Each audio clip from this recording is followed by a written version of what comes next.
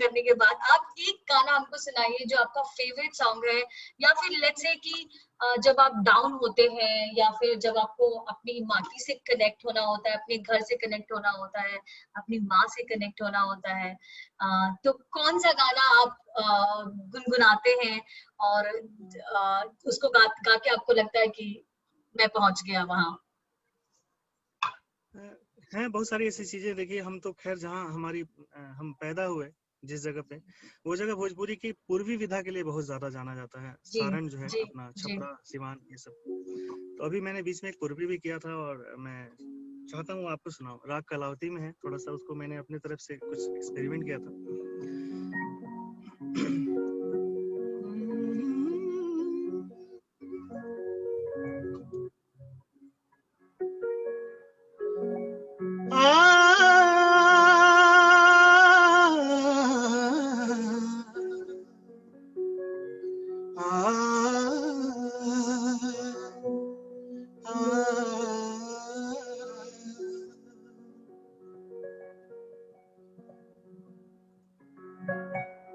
उगे जब चान चाहे हो खेला बिहान, उगे जब चान चाहे हो खेला बिहान, सैया कबहू हमारिया आवेला किना के हुए हमरा लेखा हंसी के जगावेला किना, सैया कबहू हमारिया आवेला किना।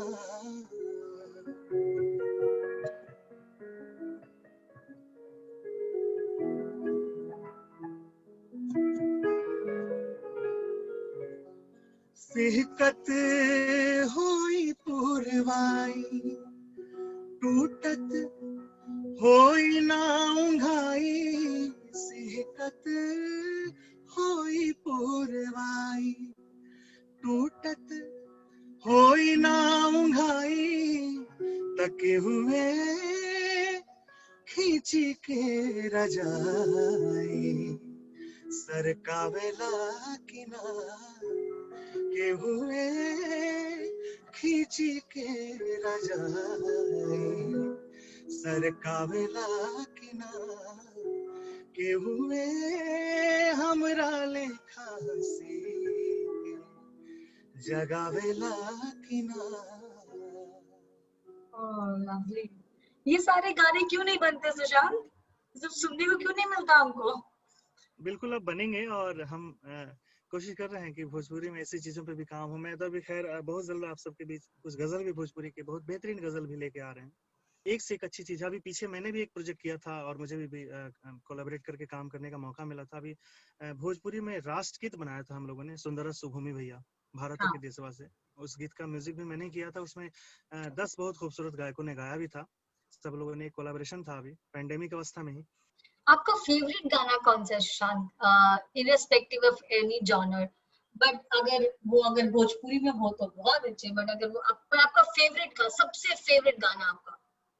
देखिए फेवरेट गाना तो मैं बचपन में जो है पापा से एक गाना सुनता था हमेशा और बहुत ज्यादा पसंद है। मैं वैसे मेरे पापा जो हैं मुकेश जी के बहुत बड़े फैन हैं। अच्छा।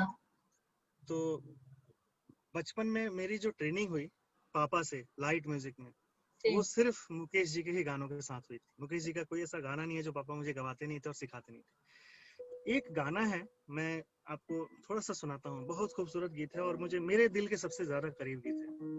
तो वो हिंदी गीत है। वैसे भोजपुरी में भी बहुत सारे अच्छे गीत हैं जो मेरे दिल के बहुत करीब हैं, लेकिन मैं चाहता हूँ कि वो गीत सुनाऊं क्योंकि इस गीत से मैं कभी अपनी जिंदगी में उबर नहीं पाया और मुझे लगता है कि इस गीत को सारी उम्र गाऊं जब तक मैं जीऊंगा, तब तक भी मैं इस गीत से कभी उबूंगा नहीं। बिल्कुल बिल्कुल सुनाइए।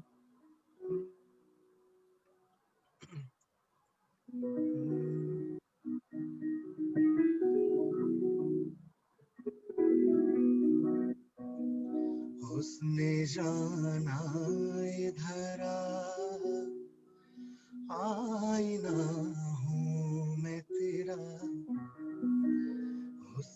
जाना इधर आईना हूँ मैं तेरा, मैं संवारूंगा तुझे, सारे गम दे दे मुझे, भीगी पल के न झुका, आईना हूँ मैं तेरा, उसने जाना इधर आईना हूँ मैं तेरा।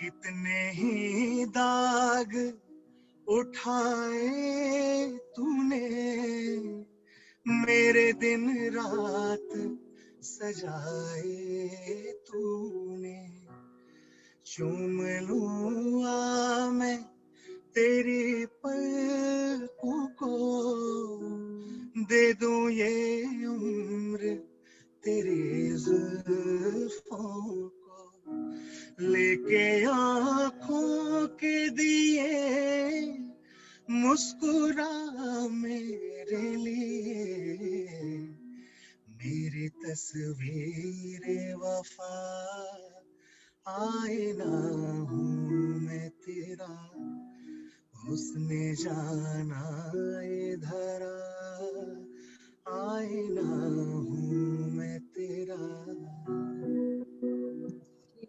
Lovely. आपका फेवरेट जॉनर क्या है सुशांत? इतने सारे तो आप गाते हैं, आप गजल गाते हैं, भोजपुरी गाते हैं, फोक गाते हैं, रिलीजियस गाते हैं, हिंदी गाते हैं, तो इसमें आपका फेवरेट जॉनर कौन सा है?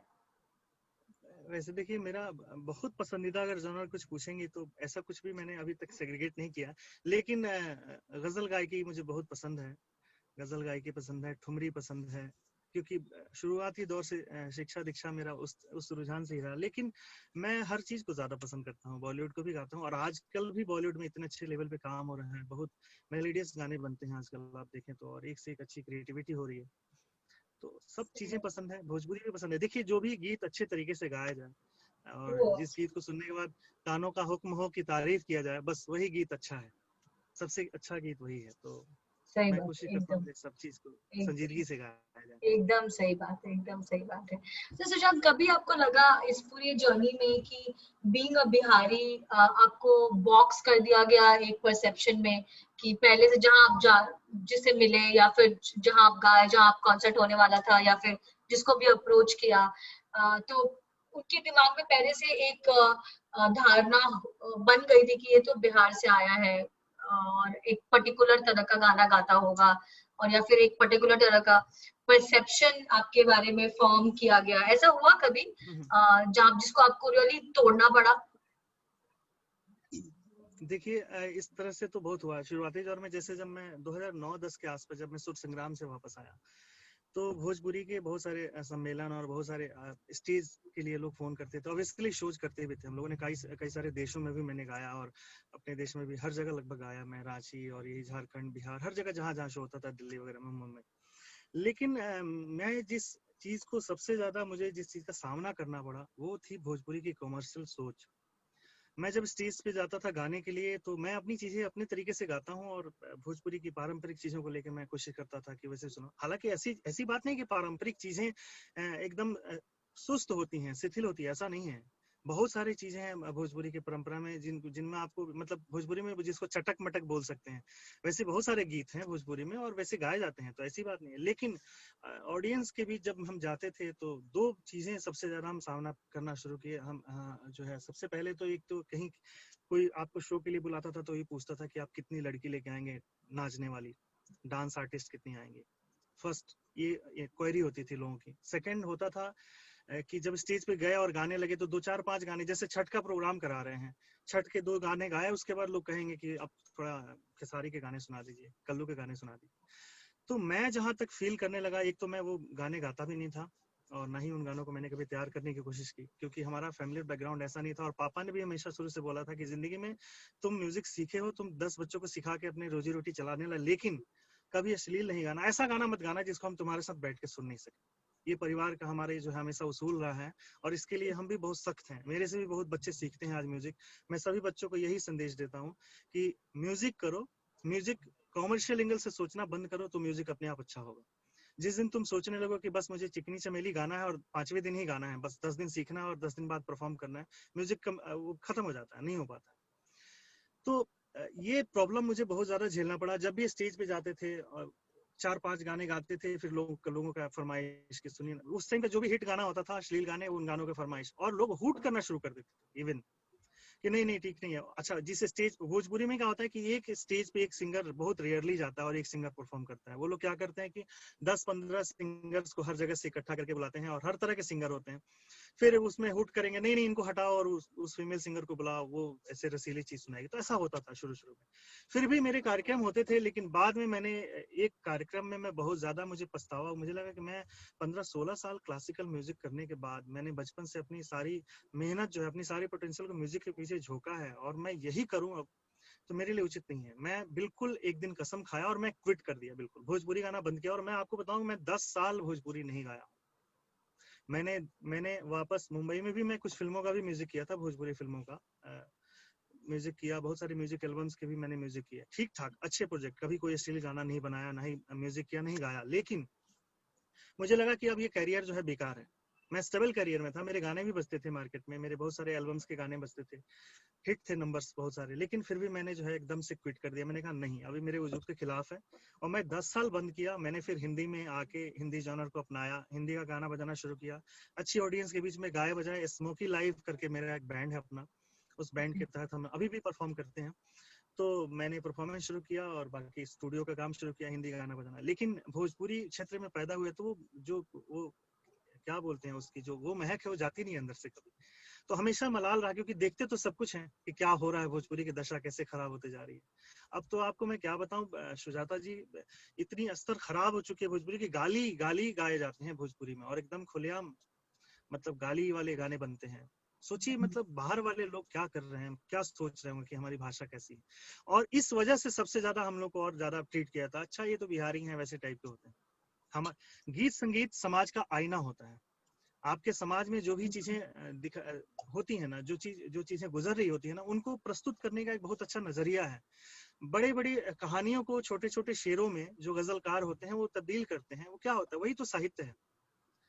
अब उस साहित्य को अगर इतना ज्यादा खराब कर दिया जाए तो उससे हमारे समाज पे तो बहुत बुरा इंप्रेशन पड़ेगा ही। विश्व पटल पे हमारी भाषा का बहुत अच्छा पहचान है, लेकिन उतना ही बुरा हमारा अपमान भी होता है, उतना ही ज्यादा अपमान होता है।